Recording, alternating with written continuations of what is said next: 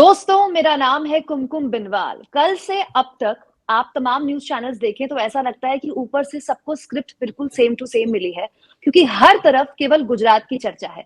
लेकिन आज जो चर्चा हम करने वाले हैं वो अलग है, अलग है। अलग इसीलिए क्योंकि हम बात करने वाले हैं कि कल जो चुनावी नतीजे आए हैं, न केवल गुजरात के बल्कि हिमाचल और उपचुनाव के भी, क्या वो मोदी की हार है या मोदी की जीत है, जैसा कि बताया जा रहा है न्यूज़ चैनल्स में। तो हमारी जो चर्चा है वो केवल गुजरात पर नहीं होगी, हिमाचल पर भी होगी और उपचुनावों पर भी होगी। और इसके लिए हमारे साथ मेरे सहयोगी प्रवीण गौतम तो जुड़े ही हैं, और 4 पीएम से मेरे एक और दोस्त अभिषेक जुड़े हुए हैं। अभिषेक को आप उनके चैनल 4 पीएम में रोज देखते हैं, डिस्कशन प्रोग्राम अभिषेक अपना खुद चलाते हैं, और अभिषेक आज हमारे साथ खुद डिस्कशन में जुड़े हुए हैं। प्रवीण से हमने कल भी बात की थी, तो इसीलिए आज मैं अभिषेक आप ही से शुरू कर रही हूँ। आपको क्या लगता है अभिषेक, ये जो चुनावी नतीजे आए हैं, ये ब्रांड मोदी की जीत है या ब्रांड मोदी की हार है, या बीच में कहीं कुछ है? इसे ना ब्रांड मोदी की जीत मानेंगे कुमकुम, नहीं ब्रांड मोदी की हार। क्योंकि ब्रांड मोदी की जो स्वीकार्यता 2013-14 में थी, आप महसूस करेंगे कि 2013-14 में नरेंद्र मोदी को लेकर एक उत्साह था। लोगों की आंखों में एक उम्मीद की किरण थी कि मोदी आएंगे तो लोगों की सारी समस्याओं का निदान हो जाएगा। लेकिन अब ऐसा नहीं है। अब 2014 से 19 के को देखें अगर, तो 19 में दिखाई देता था, लोगों से बात करने पे पता चलता था, लोग कहते थे कि चलो मोदी को नहीं देंगे वोट, तो दे किसे। यानी मोदी जो कंपल्सन बन गए थे 2014 में, वो 2019 आते आते नरेंद्र मोदी एक मजबूरी की चॉइस बनते हुए दिखे कि लोगों को विकल्पहीनता की स्थिति लोगों के सामने प्रस्तुत की गई। अब वो स्थिति डे बाय डे डिटेरियोरेट कर रही है, वो गिरती जा रही है। और कैसे गिर रही है? समाज के अलग अलग सेक्शन के लोग टूटते जा रहे हैं। किसान आंदोलन में आपने देखा, किसानों के बीच उत्तर प्रदेश के चुनावी नतीजों तक इसका आकलन करना उचित नहीं होगा, क्योंकि समाजवादी पार्टी के गठबंधन को 37.5% वोट यूपी में मिले थे विधानसभा में। जितने वोट कभी मुलायम सिंह यादव को नहीं मिले 2012 में, जब अखिलेश यादव बहुमत के साथ सीएम बने, तब नहीं मिले थे। तब भी उन्हें 28% ही वोट मिले थे, जहां तक मुझे याद आ रहा है 28% ही वोट मिले थे। लेकिन बीजेपी और सपा के बीच 5-5.5% वोटों का अंतर था। गवर्नमेंट एम्प्लॉई, उनकी पेंशन का इशू अलग से है, कॉन्ट्रेक्चुअल जॉब का इशू अलग से है, अग्निवीर जैसी स्कीम्स का मामला जिसमें कॉन्ट्रेक्चुअल जॉब ही एक तरह से 4 साल वाला, उसका मामला अलग से है। तो इन सब मामलों को देख करके लगता है कि चाहे किसान हो, नौजवान हो, इन सब की सरकार से नाराजगी बढ़ती जा रही है। लेकिन सवाल यही है कि भारतीय जनता पार्टी ने अपनी जो फैन फॉलोइंग खड़ी की है, उस फैन फॉलोइंग के सामने जो हिंदुत्व का एक सो कॉल्ड नैरेटिव खड़ा किया है, उस नैरेटिव के सामने, उस फैन फॉलोइंग के सामने भारतीय जनता पार्टी अभी भी सबसे बड़ी पार्टी दिखाई तो दे रही है। लेकिन ये बड़ी पार्टी कितने दिनों तक बनी रहेगी, विकल्पहीनता की स्थिति को जनता कितने दिनों तक स्वीकार करेगी, ये यक्ष प्रश्न है। प्रवीण, जो अभिषेक ने वोट शेयर का जिक्र किया, देखिए वोट शेयर में ना बड़ा खेला होता है। कल से लेकर अब तक हमने भी अपने चैनल में खबर बनाई कि प्रधानमंत्री मोदी ने जब अपने कार्यकर्ताओं को कल संबोधित किया तो कहा कि हिमाचल में बस 1% से हार और जीत का फर्क तय हो गया। बिल्कुल सही बोला उन्होंने, लेकिन ये उन्होंने नहीं बताया कि पिछले चुनाव से अब इस चुनाव में बीजेपी का वोट शेयर 5% से ज्यादा गिरा है। 2017 में हिमाचल में बीजेपी का वोट शेयर 48.8% था और इस बार 43% है। तो देखिए ये इस तरह से खेला होता है, क्या छुपाना है, क्या बताना है। उन्होंने वो आंकड़ा बताया, मैं आपको बता रही हूं, उन्होंने वो आंकड़ा बताया जो बीजेपी को सूट करता है। उन्होंने सही आंकड़ा बताया कि हार और जीत का फैसला 1% कमोबेश 1% से कम के अंतर में हुआ। लेकिन उन्होंने ये नहीं बताया कि 2017 से अब इस बार के चुनाव में बीजेपी का 5% से ज्यादा वोट शेयर गिर गया, और हिमाचल जैसे राज्य में 5% वोट शेयर गिरना तो बहुत ही बड़ी बात है। यानी कांग्रेस के मुकाबले 1% कम वोट मिला बीजेपी को। हाँ। और पिछले चुनाव से 5% कम वोट मिला। हाँ। तो अपने मुताबिक आंकड़े ले लिए पीएम मोदी ने। हाँ। और दूसरा आपने कहा कि ये पीएम मोदी की जीत है या हार है। देखिए जिस तरह मीडिया में दिखाया जा रहा है कि मोदी फैक्टर अब भी कायम है, गुजरात में कितनी प्रचंड जीत मिली है।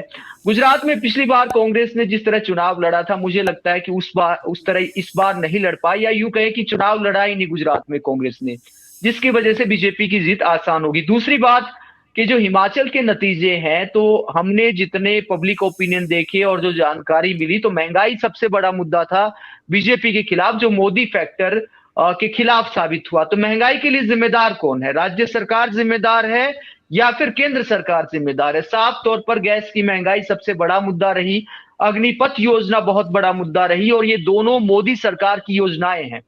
तो सीधे तौर पर हिमाचल प्रदेश में हार का कोई सबसे बड़ा फैक्टर है तो वो मोदी सरकार की नीतियों का बड़ा योगदान है हिमाचल की हार में। और मुझे याद आता है कि जब कांग्रेस की सरकार थी केंद्र में और पंजाब में कांग्रेस हारी थी तो कैप्टन अमरिंदर सिंह ने ये साहस दिखाया था ये बोलने का कि हमारी वजह से नहीं हारे, हम स्थानीय मुद्दों की वजह से, हम केंद्र सरकार के खिलाफ जो एंटी इनकम्बेंसी है उसका हमें नुकसान हुआ, इसीलिए हम पंजाब में हारे। तो क्या जयराम ठाकुर इतना बोलने की हिम्मत रखते हैं कि हम हिमाचल प्रदेश सरकार की वजह से नहीं हारे, केंद्र सरकार ने जो महंगाई की सौगात दी है जनता को उसकी वजह से हमें हार का सामना करना पड़ा, ये बोलने की हिम्मत शायद जयराम ठाकुर या बीजेपी की किसी नेता में नहीं है कि मोदी सरकार की आलोचना कर सके। बिल्कुल, और ये बोलने की हिम्मत 2021 में पिछले साल जो उपचुनाव में उनकी हार हुई थी विधानसभा और एक लोकसभा सीट में, तब तो उन्होंने कहा था कि महंगाई एक मुद्दा है, एक इशारों में बोल गए थे, लेकिन अब तो खैर बात आई गई हो गई। लेकिन बात कुमकुम ये होता है ना कि मोदी के नाम पर कुमकुम ये होता है कि मोदी के नाम पर वोट मांगे जाते हैं, अगर बीजेपी जीत जाती है तो मोदी की जीत है, अगर मोदी के नाम पर वोट मांगने के बाद बीजेपी हार जाती है तो फिर ये कहा जाता है कि कुछ स्थानीय वजह रही होंगी, उसको तलाशा जाएगा, मंथन किया जाएगा, मीडिया उसको फिर दिखाता नहीं और बात आई गई हो जाती है और जीत में मोदी फैक्टर का जादू चलता रहता है और कहीं ना कहीं आगे के चुनाव में जो जनमानस होता है उस पर जरूर असर डालता है। यही वजह है कि जो अभिषेक जी ने बात की थी कि 2014 में जो उम्मीद की थी, बहुत सारे लोग छिटक रहे हैं आहिस्ता आहिस्ता, लेकिन बहुत सारे ऐसे भी लोग हैं जिनके लिए मोदी 2014 में इंसान थे और 2022 आते आते अब देवता हो गए हैं, भगवान के दूत बताने वाले। हाँ जी, बहुत सारे वीडियो आपने देखे होंगे, तमाम राज्यों में देखने को मिलते हैं, बहुत बहुत कहीं भी चले जाइए आप भी, एमसीडी चुनाव है, यूपी चुनाव है, गुजरात चुनाव है, हिमाचल चुनाव है, तो तमाम जगह पब्लिक ओपिनियन में बहुत सारे लोग ऐसे देखने को मिलते हैं जो कहते हैं कि भगवान से डायरेक्ट कनेक्शन है मोदी जी का, भगवान के दूत है, तो इंसान मानना भी लोगों ने बंद कर दिया है, बहुत सारे ऐसे भी लोग हैं और ये मीडिया का जादू है। बिल्कुल, और इस पर हम बात करेंगे। मुझे हंसी आ रही थी, मुझे याद है मैं एमसीडी चुनाव कवर कर रही थी तो एक शख्स मुझे मिले जिन्होंने कहा कि वो रोज सुबह नहाने से पहले अपने घर के बाहर की नाली साफ करते हैं, लेकिन वोट तो वो मोदी जी को ही देंगे क्योंकि मोदी जी में कुछ तो बात है, कुछ तो अलग बात है। तो वो जो मीडिया पूरा एक परपंच रचता है, जो पूरा प्रोपेगेंडा रचता है, उसका जमीन पर असर दिखता है और उस असर पर हम बात करेंगे। लेकिन अभिषेक, बात यहाँ पर उपचुनाव पर क्यों नहीं होनी चाहिए? खतौली सीट बीजेपी के हाथ से खिसक गई, इसी साल विधानसभा चुनाव में बीजेपी ने वो सीट जीती थी और अभी इसी साल हुए चुनाव में वो सीट बीजेपी के हाथ से कैसे निकल गई जब इतनी प्रचंड बहुमत से बीजेपी ने, योगी और मोदी की जोड़ी ने सत्ता में यूपी में वापसी की थी। खुद योगी जी ने इस उपचुनाव में खतौली में अपने उम्मीदवार के लिए वोट मांगे थे, उसके बावजूद भी इतनी बुरी हार, 21,000 से ज्यादा मतों से आरएलडी और सपा के गठबंधन के उम्मीदवार का जीतना क्या संकेत देता है? देखिए, खतौली पर बात करने से पहले मैं एक चीज कहना चाहता हूं जो अभी प्रवीण जी ने कही है कि नरेंद्र मोदी ने, आपने भी कही कि बहुत होशियारी से, बहुत समझदारी के साथ उन्होंने वोट परसेंटेज वाली बात, वो 0.9% वाली बात को ऊपर रखा। लेकिन नरेंद्र मोदी ये भूल जाते हैं कि कई बार कम वोट परसेंटेज के साथ ज्यादा सीटें आती है। मध्य प्रदेश का जो पिछला विधानसभा चुनाव हुआ था, कमलनाथ की सरकार थी, बीजेपी से ज्यादा वोट, कांग्रेस से ज्यादा वोट बीजेपी को मिले थे, 2 लाख के करीब वोट ज्यादा मिले थे, 0.28% के करीब वोट ज्यादा थे, लेकिन सीटें कांग्रेस की ज्यादा थी, वो बहुमत में आ गई थी। तो वोट परसेंटेज का मतलब कई बार नहीं होता है। अब सवाल आपने उठाया उपचुनाव का, निश्चित तौर पे चर्चा होनी चाहिए उपचुनाव की। छत्तीसगढ़ का बाई इलेक्शन, बीजेपी तीसरे नंबर पर थी। राजस्थान में सरदार शहर की सीट बीजेपी बड़ी मार्जिन से हारी है। खतौली की सीट, वेस्टर्न यूपी, जहां से मंडल और कमंडल का कॉकटेल जो नरेंद्र मोदी के चेहरे को सामने रखकर बीजेपी ने बनाया, जो 1990 में जो विभाजन हुआ सोसाइटी में, एक वीपी सिंह ने किया, एक आडवाणी ने किया, मंडल के नाम पर, एक हिंदुत्व के नाम पे, कमंडल के नाम पे। उन दोनों को एक कॉमन पॉइंट पे लाने का जो एजेंडा तैयार हुआ वो वेस्टर्न यूपी में मुजफ्फरनगर दंगों से तैयार हुआ। अमित शाह इंचार्ज बनाए गए थे उस दंगों के बाद या पहले, मुझे याद नहीं है, लेकिन वो इंचार्ज बनाए गए थे और तब जाकर के उन्हें नरेंद्र मोदी का चेहरा राष्ट्रीय स्तर पर लाना पड़ा। नरेंद्र मोदी का चेहरा जैसे ही राष्ट्रीय स्तर पर आया, आप देखेंगे कि नरेंद्र मोदी ने आते ही सबसे पहले हिंदुत्व की आइडेंटिटी को ब्लर करते हैं नॉर्दर्न इंडिया में, और वो कहते हैं मैं पिछड़ा हूं, मैं गरीब हूं, मैं चाय वाला हूं। यानी वो मंडल आइडेंटिटी जो 27% रिजर्वेशन जिन सोसाइटी के 52% तबके को मिला, जिसमें नॉन डोमिनेंट कास्ट के अगेंस्ट स्टेट लेवल पे अलग अलग समय में बीजेपी ने नई नई आइडेंटिटी गढ़ी, जैसे कल्याण सिंह को यूपी में नहीं, लेकिन खतौली में तो चलिए वो सब पुरानी बात हो गई। ओबीसी की जो बात की, जो अभिषेक जी, एक मिनट टोकना चाहूंगा आपको। एक जो आपने पॉइंट रखा कि मोदी जी खुद को पिछड़ा कहते हैं, उसका असर भी बहुत है। जितनी भी ओबीसी जातियां हैं, आप किसी राज्य में चले जाओ तो बहुत मोदी फैक्टर का उनमें बहुत असर है, और मोदी और बीजेपी का बहुत बड़ा वोट बैंक बन गया है ओबीसी में इस वजह से। लेकिन खतौली में तो मुजफ्फरनगर दंगों के बाद चीजें बदली ना। मेरा सवाल अभिषेक यही है कि फिर वो बदली हुई चीज पर कैसे वो, मैं उसी पे आ रहा हूँ। खतौली में क्या हुआ, वहां एक किसान आइडेंटिटी भी है, वहां हिंदू और मुसलमान और अगड़ा और पिछड़ा आइडेंटिटी के बरक्स एक किसान आइडेंटिटी भी है। और वेस्टर्न यूपी के गांवों में जब आप जाएंगी, देखिए हिंदुत्व तो एक क्षणभंगुर सी चीज है जिसको चुनावी फायदे के लिए इस्तेमाल किया गया। वेस्टर्न यूपी के गांवों में आप जा करके देखें तो पता चलता है कि जाट हिंदू भी है, जाट मुस्लिम भी है, गुजर हिंदू भी है, गुजर मुस्लिम भी है, राजपूत हिंदू भी है, राजपूत मुस्लिम भी है, मुस्लिम कायस्थ भी है। और जब किसी की 13वीं होती है, किसी का देहांत होता है, तो गांव में सबसे बुजुर्ग व्यक्ति पगड़ी बांधता है। इट डजंट मैटर कि वो हिंदू है या मुसलमान है, उस समुदाय का जो सबसे बुजुर्ग आदमी होगा उसको लाया जाता है। तो जो सामाजिक परिवेश है वो आर्थिक परिवेश से जब जुड़ना शुरू होता है, लोगों के पेट पे लात पड़ने शुरू हो गई, किसानों को एमएसपी की कीमतें नहीं मिल रही है, खाद महंगे हो गए, और कम्युनल नैरेटिव के दायरे में आकर के उन्हें थोड़े दिनों के लिए वो हिंदू शौर्य का एहसास तो कराया गया। सेना में कितने लोग हैं इधर के, आप पता कर सकते हैं। बिल्कुल बिल्कुल। और सेना में लोग हैं वो 4 साल के लिए अब जाएंगे। इस सारे मुद्दे क्लब होते चले गए। अब इसमें महंगाई का भी मुद्दा है जिसको हिंदुत्व के सहारे दबाने की कोशिश होती है। तो जब सारे मुद्दे क्लब होते चले जाएंगे तो लोग कहेंगे ठीक है नरेंद्र मोदी नेता है, लेकिन जो हमारी एक्सपेक्टेशन थी वो पूरी नहीं हुई है। खतौली में भी यही हुआ, उसी इलाके में शिमला बनाने की भी बात हुई थी, आपको याद हो। बिल्कुल बिल्कुल। उन दिनों जब मैं रिपोर्टिंग पे जा रही थी तो बहुत सारे लोग मुझसे कह रहे थे कि आप अगर यहाँ से बीजेपी चली गई, आप देखिएगा ये पाकिस्तान बन जाएगा। ये वही इलाके थे, लेकिन देखिए कुछ महीनों में नैरेटिव बदलता है, चीजें बदलती है क्योंकि मुद्दे बदलते हैं। प्रवीण, मीडिया का हम अभी जिक्र कर रहे थे, एक खास नैरेटिव कल से चलाया जा रहा है जो बीजेपी से शुरू हुआ, फिर मीडिया ने भी हाथों हाथ ले लिया। गुजरात पर हर कोई नाच रहा है, लेकिन जब बात हिमाचल की आती तो कहते हैं अरे वहां तो रिवायत है, वहां तो रिवायत है। क्या रिवायत होती है? कोई रिवायत के लिए वोट थोड़ी करता है वोटर। रिवायत तो उत्तराखंड में भी होती है, लेकिन बीजेपी रिपीट की ना, रिवायत टूटी। रिवायत केरला में भी चलती थी, लेकिन वहां लोगों ने इस बात को माना कि मौजूदा सरकार अच्छा काम कर रही है और मौजूदा सरकार को फिर से मौका दिया। तो आदमी रिवायत इसलिए वोट तो देने जाता नहीं है कि मुझे रिवायत तोड़नी है हर 5 साल में। वोट तो सत्ता विरोध के या सत्ता के साथ पड़ता है। इस बात को स्वीकारना होगा मीडिया को भी और बीजेपी को कि वोट सत्ता के खिलाफ पड़ा है हिमाचल में। बिल्कुल, हिमाचल की हार बहुत बुरी हार है बीजेपी की, क्योंकि इस दौर में जब विपक्ष डरता है कि कहीं छापे न पड़ जाए, इनकम टैक्स के, सीबीआई के छापे ना पड़ जाए, जनता के बीच एक धारणा बनाई जाती है कि अगर वोट देने में किसी को फायदा है तो बीजेपी को वोट देने में फायदा है। खुद प्रधानमंत्री जाके एक तरह से ब्लैकमेल करते हैं कि यार अगर डबल इंजन को वोट नहीं दिया तो आपका विकास नहीं हो पाएगा। जो सबका साथ सबका विकास की कहावत है, अपने आप में उसका अपमान है कि अगर कोई प्रधानमंत्री कहे कि किसी और दल की सरकार बनती है तो यहाँ का विकास उतना नहीं हो पाएगा। बल्कि केंद्र सरकार को हर राज्य सरकार का साथ देना चाहिए विकास में, तभी सबका साथ सबका विकास है। वरना ये तो संघीय ढांचे के खिलाफ बयान है कि चुनाव में एक तरह से देश का प्रधानमंत्री ब्लैकमेल करे। ये तो बहुत गलत बात है कि अगर ये कहे कि अगर और किसी दल की सरकार बन गई तो आपका उतना विकास नहीं हो पाएगा। जबकि उस राज्य में अगर वर्तमान में बीजेपी की सरकार है तो प्रधानमंत्री को अपने काम पर वोट मांगना चाहिए। डराना नहीं चाहिए पब्लिक को कि अगर किसी और दल की सरकार बन गई तो ये हो जाएगा, बल्कि ये बताना चाहिए कि पिछले 5 साल में हिमाचल प्रदेश सरकार ने आपके लिए क्या किया। अगर जनता खुश है तो वोट देगी, अगर जनता नाराज है तो वोट नहीं देगी, और जनता ने वही किया।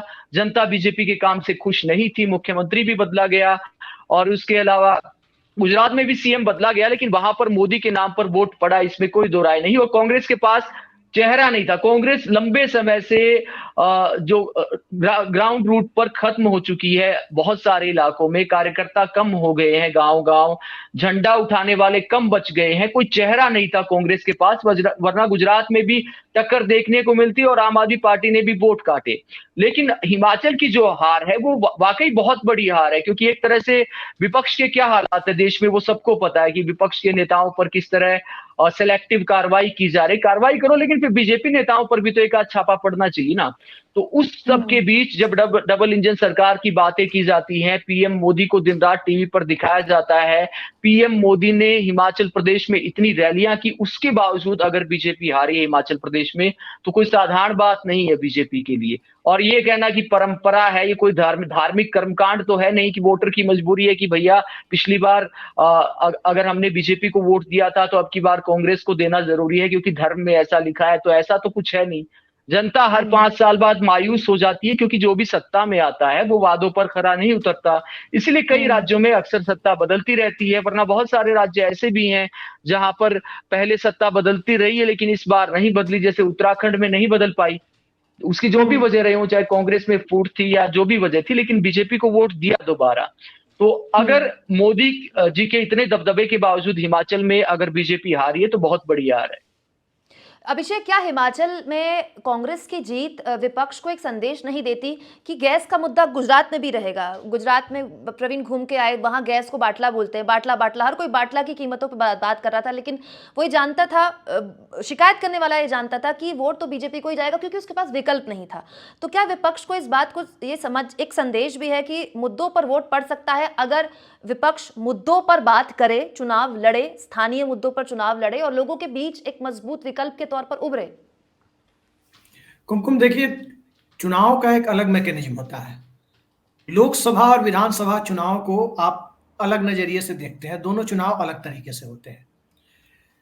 कांग्रेस पार्टी जो मुख्य विपक्षी पार्टी है, बिना उसकी सीटों को कम से कम 125 तक पहुंचे बिना लोकसभा में आप कल्पना नहीं कर सकते कि बीजेपी सत्ता से जाएगी, क्योंकि आज भी देश में तकरीबन 250 सीटों पर कांग्रेस बनाम भाजपा की लड़ाई है और उसमें 25 सीटें भी कांग्रेस के पास नहीं है, 150 से ऊपर सीटें बीजेपी के पास है।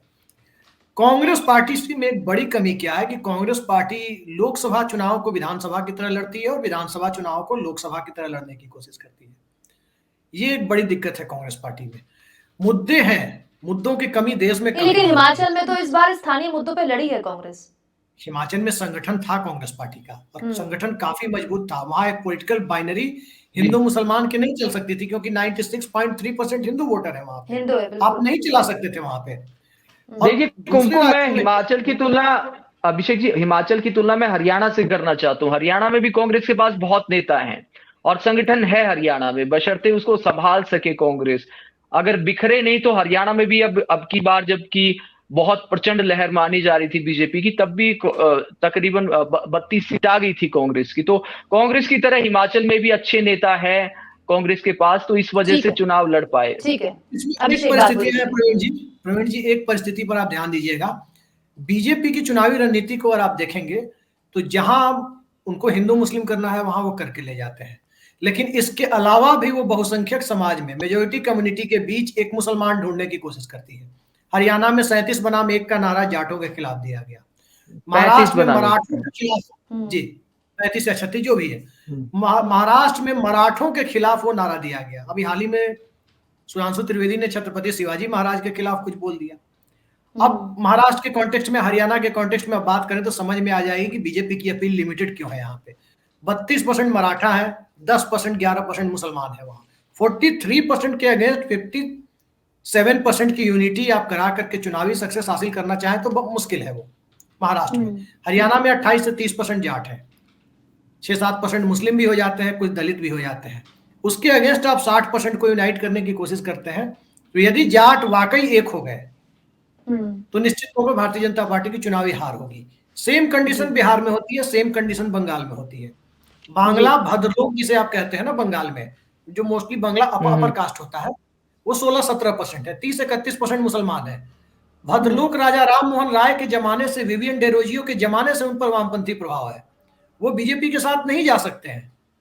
फिर वो 47-48% का चंग तो वहां आपके खिलाफ है। वहां जाके बीजेपी जातियों की बात करती थी, मतुआ और क्या क्या कर रही थी। बिहार में भी यही होता है। यूपी में भी अखिलेश यादव समझदारी दिखाएं तो भारतीय जनता पार्टी को 30 लोकसभा सीट से ऊपर जाने में दिक्कत हो जाएगी। मुलायम सिंह यादव क्या करते थे, वो नारा लगाते थे ओबीसी का, उनके 40 एमपी जीत के आते थे, पता चला 20 तो अपर कास्ट के हैं, जनरल कैटेगरी के लोग हैं, ठाकुर ब्राह्मण है, जाट है, ये जीत करके आते, भूमिहार है।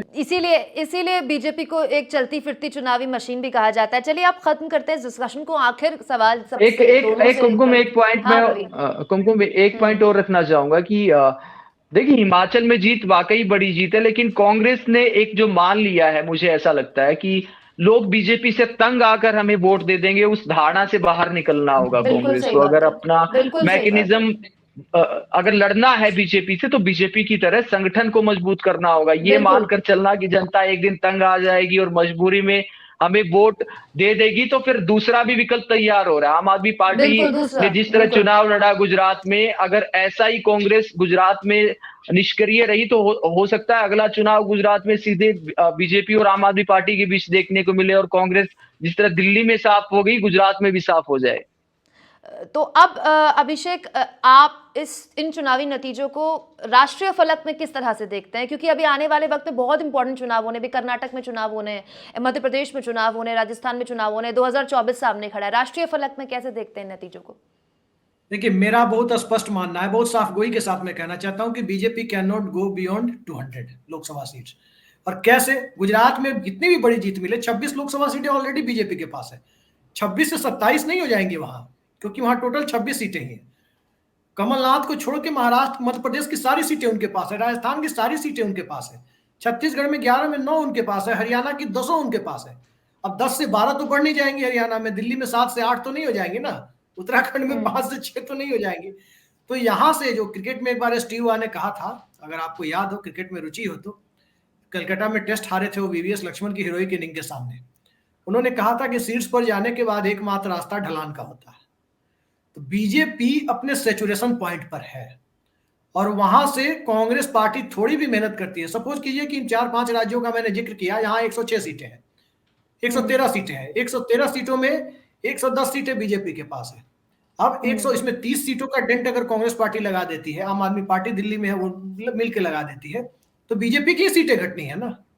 नीतीश कुमार और तेजस्वी यादव मिलकर के, जो बीजेपी बिहार में 39 थी आउट ऑफ 40, उसी में डेंट लगाएंगे। महाराष्ट्र में उद्धव ठाकरे, शहरी मराठा और ग्रामीण मराठा, उद्धव ठाकरे और शरद पवार मिलकर के जो 42 सीटें 48 में आई थी, उसी में डेंट लगाएंगे ना।